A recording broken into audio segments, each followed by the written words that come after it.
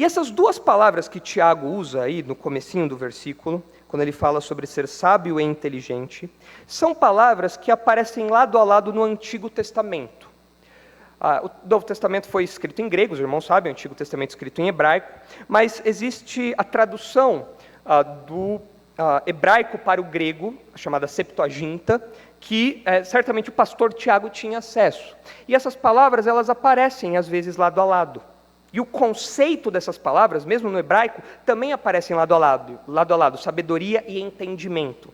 Se os irmãos olharem, por exemplo, Deuteronômio 1, os irmãos verão que sabedoria e entendimento aparecem lado a lado quando aplicados ou aplicadas aos líderes de Israel, aos homens que deveriam liderar a nação. Deuteronômio 1, 13.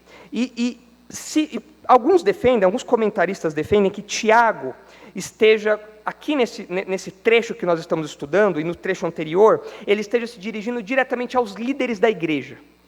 Eu, particularmente, acredito que seja um alerta mais amplo. Mas se Tiago estiver, de fato, pensando em todos, inclusive nos líderes da igreja, que eu acho que é a melhor opção, esse eco que ele faz de Deuteronômio ao usar essas palavras é interessante, porque ele mostra aqui como deve ser o líder. O líder cristão, ele deve ser sábio e inteligente. Sábio e com entendimento. Por quê? Porque esse é o padrão dos líderes que o povo de Deus deve ter. E, escrevendo para uma audiência que se lembraria disso, ele então cita essas palavras lá de Deuteronômio, se aproxima dessas palavras lá de Deuteronômio. Deuteronômio 1, versículo 13, diz assim: Tomai-vos homens sábios, inteligentes e experimentados, segundo as vossas tribos, para que os ponha por vossos cabeças. Então me respondestes e dissestes: é bom cumprir a palavra que tens falado. Tomei, pois, os cabeças de vossas tribos, homens sábios e experimentados, e os fiz cabeça sobre vós, chefes de milhares, chefes de 100, chefes de 50, chefes de 10 e oficiais, segundo as vossas tribos. Os homens que lideravam Israel deveriam ser homens sábios, lembrando que sabedoria no Antigo Testamento não é apenas você saber algumas coisas. Sabedoria no Antigo Testamento é você viver em temor ao Senhor, conhecendo a sua palavra, seguindo os seus mandamentos. Essa é a teologia da sabedoria no Antigo Testamento. E os líderes deveriam ter essas características aqui. Mas não só os líderes, isso se expande para todo o povo, na verdade. Se os irmãos olharem o capítulo 4, o versículo 6, os irmãos verão o seguinte. Capítulo 4, versículo 6. Guardai-os, pois, e cumpri-os, porque isto será a vossa sabedoria e o vosso entendimento perante os olhos dos povos, que, ouvindo todos estes estatutos, dirão: certamente este grande povo é gente sábia e inteligente. É muito interessante observar aqui como a lei de Deus, os mandamentos que Deus deu para o povo, se destacavam das nações ao redor.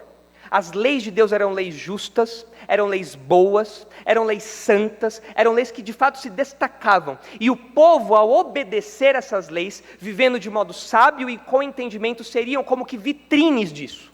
Seriam como que displays vivos disso. Seriam como evidências vivas e concretas dessa realidade aqui. E as nações ao redor olhariam para a vida de Israel e falariam: olha, essa gente é sábia, essa gente tem entendimento, essa gente vive com inteligência, porque os mandamentos deles são mandamentos assim, e eles personificam isso, eles vivem isso na prática. E não é diferente conosco hoje. Quando os ímpios olham para o viver do crente, eles devem encontrar isso também. Apesar dos ímpios zombarem de nós, apesar dos ímpios nos ridicularizarem, apesar dos ímpios tirarem sarro da nossa fé e dos nossos valores, quando a coisa aperta, para quem eles pedem conselho?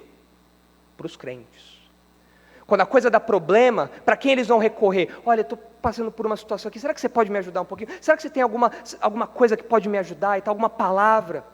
Eles correm para os crentes, por quê? Porque eles sabem que o povo de Deus é um povo que tem a palavra do Senhor, que tem mandamentos que mostram sabedoria e entendimento. E nós, como crentes, precisamos ser essa vitrine para o mundo. As pessoas têm que olhar para nós e verem nossa sabedoria e entendimento. As pessoas têm que olhar para nós e ver discernimento, ver prudência, ver zelo pelas coisas de Deus, ver expressões práticas da nossa fé. É sobre isso que Tiago tem falado aqui. E Tiago agora pede então as evidências disso. Vocês se falam sábios, Deixa-me ver as evidências dessa sabedoria de vocês aí. Vamos ver como essas coisas se comportam sob avaliação.